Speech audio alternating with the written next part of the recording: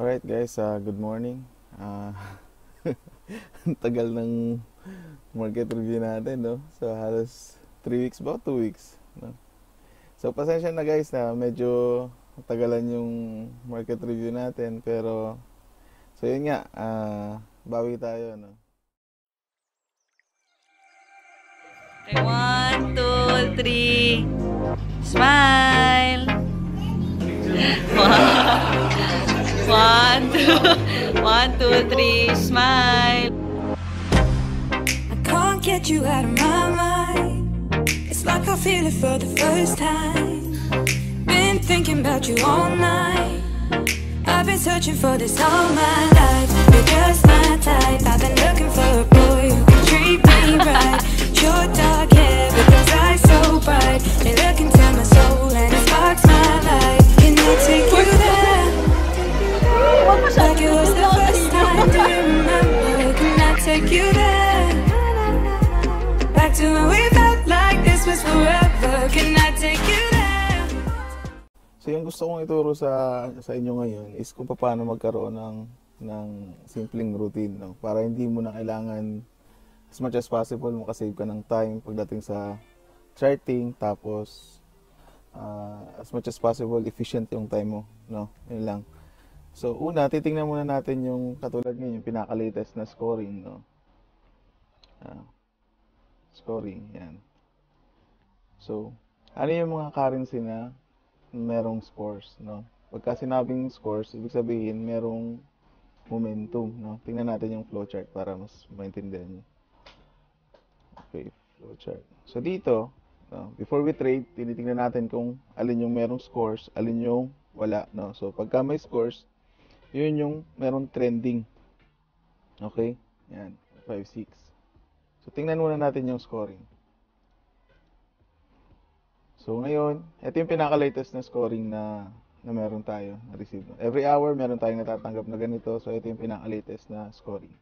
So sa yan, meron tayong positive 4, positive 5, no, sa H1 and H4.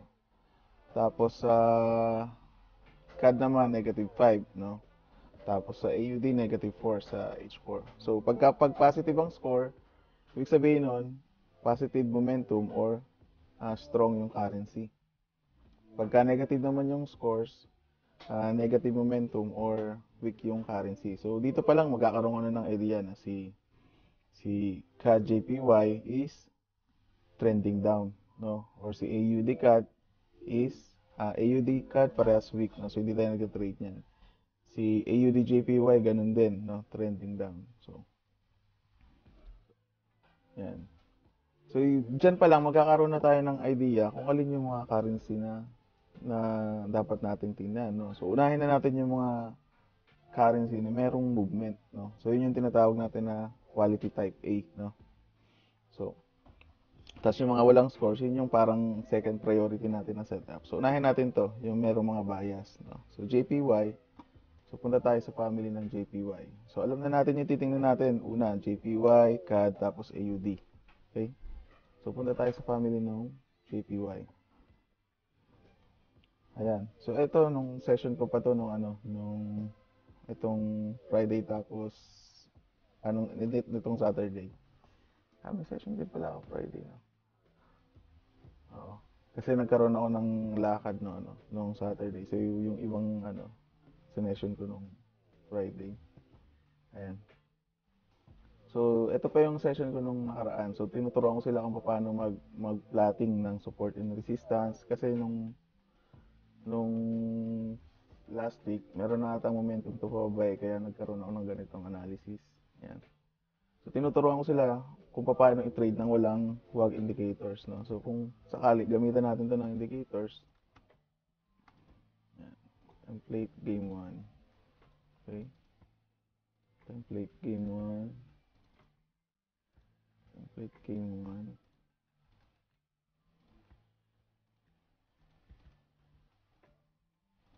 So, ginagawa ko lang, pinapalitan ko lang ng template yung chart para ma-load yung indicators, no?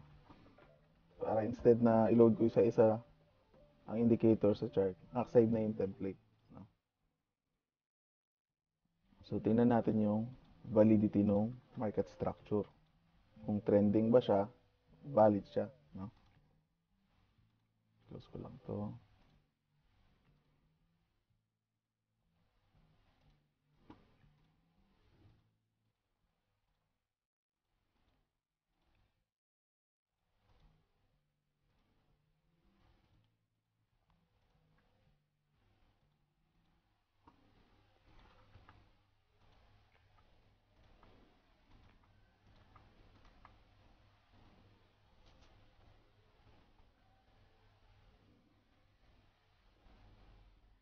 Ayan, so kung mapapansin nyo, sa scoring natin, sa yen, sa H4, may positive 4.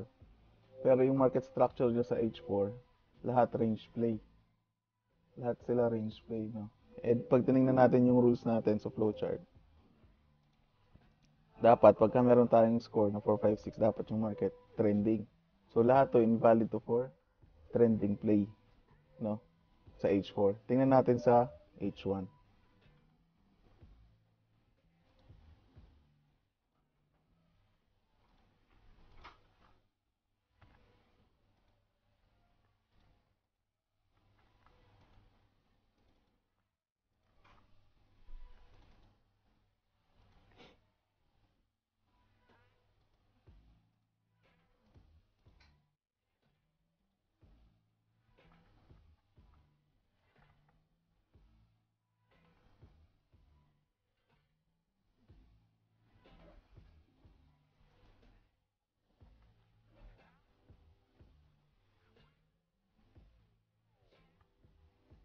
So range play din.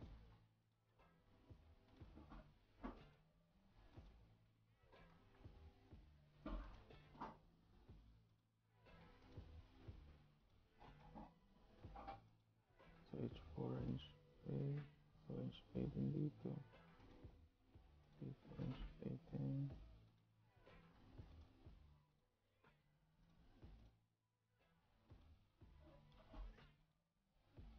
So dito, Euro JPY range play din sa H1. So dito ganun din, no? Si UJ range play din siya sa H1. No? Sa iba, trending daw na yan. No? Pero sa atin, range play pa yan. Pasok ko siya sa range play. Kita naman eh, lino. Range play. EUDJPY, H1. Nagtatry siya magkaroon ng proper trend pero still nasa low pa rin siya ng range. No? JPY. So, eto, mapapansin nyo, nag-trend down siya. Ito, ragasa, ano, pababa. Pero, yung overall market structure niya, nasa range play pa rin. So, pwede itong mag-trend down, siguro mga next week pa. Hanggat hindi tayo nakakita ng malinaw na trend, no? Mag-pullback pa yan. GJ. So, ito, GJ range play pa din. No? Range play pa rin yan para sa atin.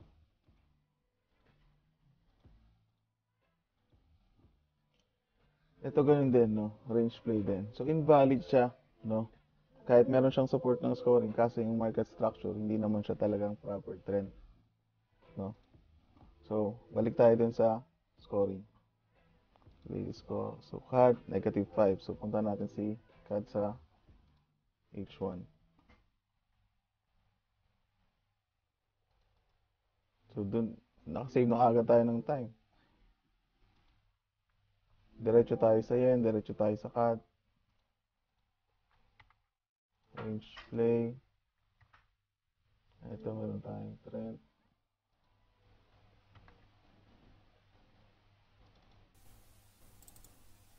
So, ito range play din, no?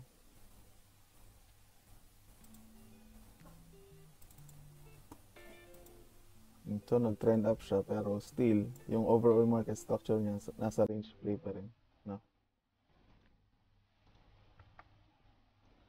So, AUD CAD, tapos na yan. Euro CAD, range play. GBP CAD, range play. Ito naman, okay. Market structure, trending down, pero yung scoring trending up, so hindi siya aligned, no? Trending down, pero yung bias ng scoring trending up. So, invalid din siya, no? So, pagka ganyan, huwag nyo nang pigain, no?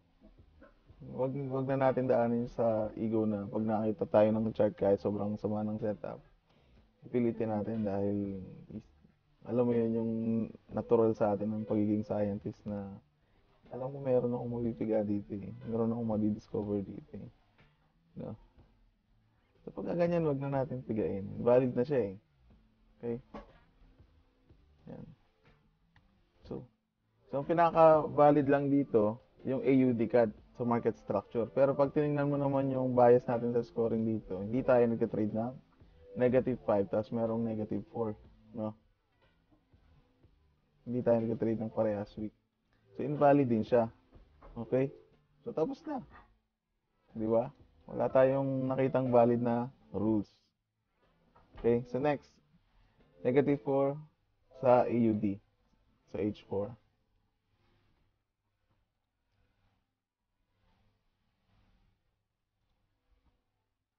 H4.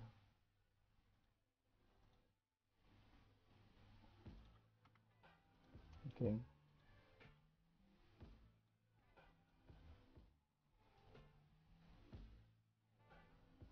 -4, -4, H4, H4.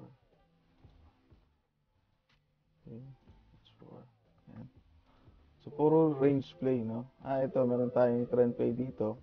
-4, AUD, NCD. Kaso, scoring, -4. Pababa, no? Pababa yung scoring. Yan, AUD, NCD. Tapos yung market structure, pataas.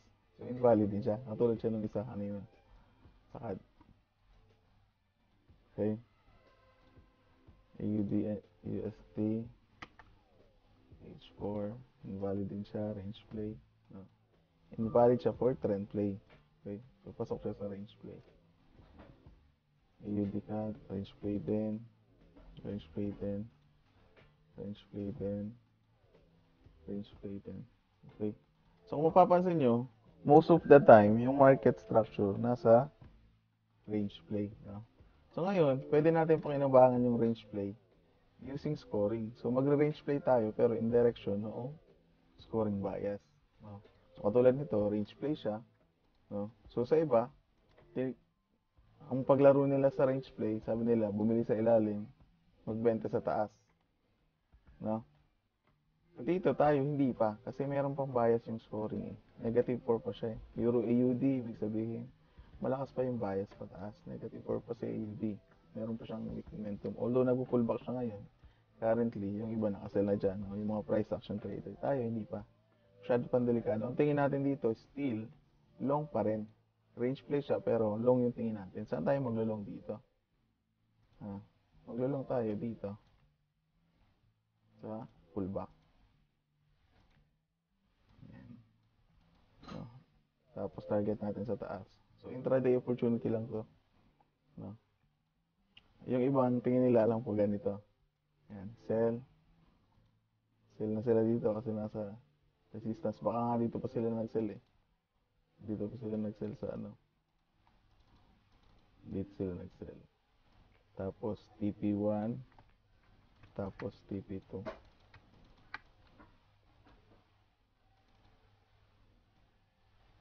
Ayan.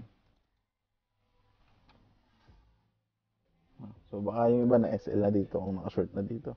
So kahapon malinaw na malinaw yung scoring. Kahapon pa lang malinaw. Ayan nung ano siya, pumutok siya dito.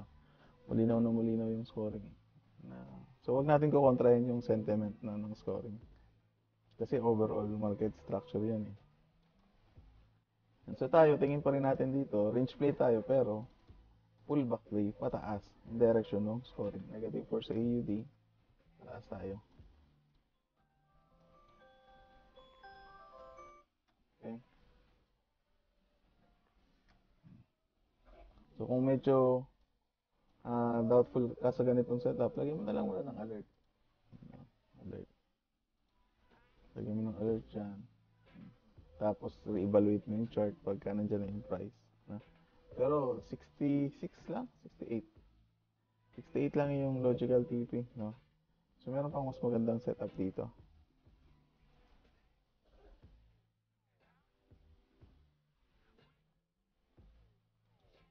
Meron pang mas magandang setup dyan.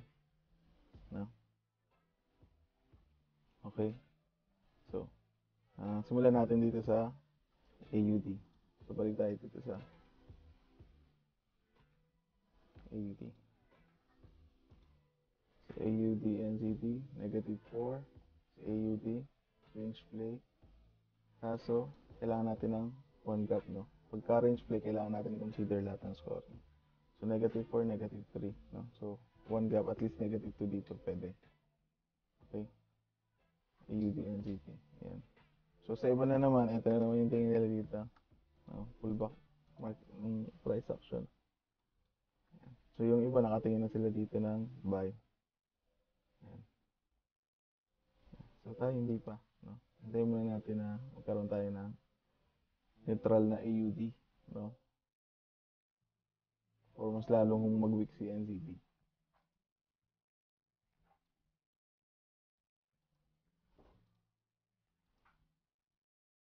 So, pagka si AUD, mag-neutral siya, pumasok siya sa 321, tapos si NZD naman, mas lalong mag-weak. Ayun, pasok to, no? Magandang pullback kasi yung area niya. Confirmation na lang sa scoring yung hintayin natin dito. Okay.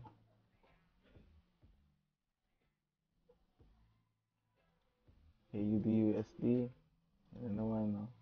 Ano naman ng chart. No? Triple bottom, no? Apat na nga to. Apat na yan. So, yung mga price action trader, nakatingin na sila to buy, no? So, tayo hindi pa. Hintayin muna natin na mawala yung negative momentum ng AUD. Kasi meron pa rin siyang negative momentum, eh. No? Not unless kung mag-consolidate siya dyan, diretso siyang consolidation dito. Tapos mawala yung negative 4. And good to buy tayo.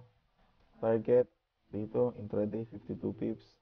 Next target 119 pips swing. And then 200 pips, no, long term. AUD cut. So AUD cut, tingnan nyo to. AUD cut para sila negative, no. Negative 4 si AUD, negative 5 naman si cut. So ayaw natin yan. Mixed data, no. AUD JPY. Okay, so eto malinaw yung scoring, no? Negative 4, so yung weak versus strong.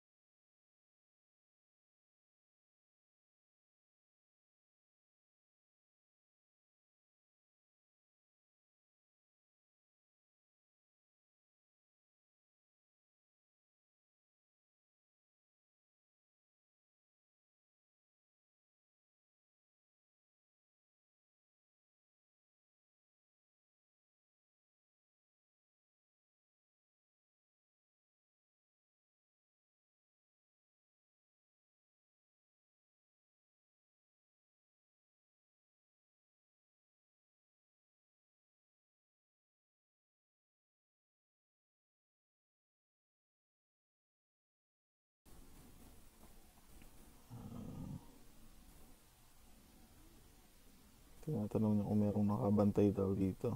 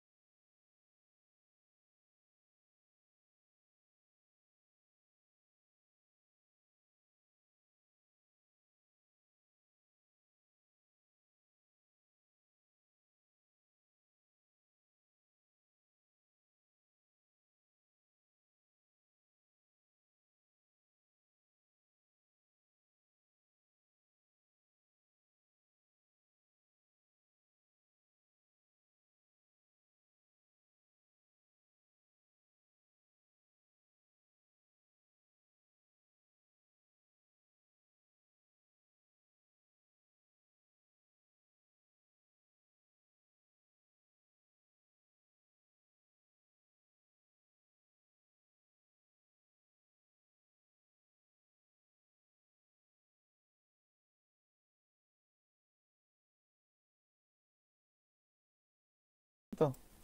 Same scenario, no? Pull back. Yan. 29 pips. Then target na natin sa baba.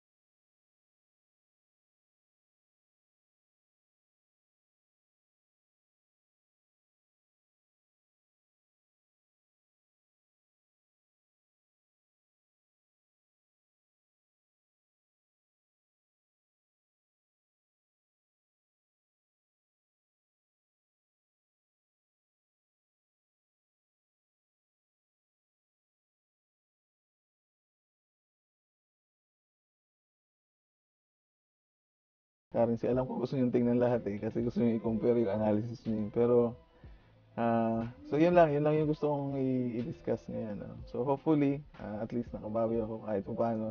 No? Basta try ulit natin. No? Next week, susundan to. Sana. So guys, maraming salamat. God bless and message na lang sa GC no, pagka may tanong kayo. Alright. Maraming salamat nga pala sa mga nag-message sa akin no, this past 2 weeks. No. Malaking bagay yun kahit hindi ako nakapag-reply sa inyo pero salamat ulit. Maraming salamat. God bless. Bye-bye.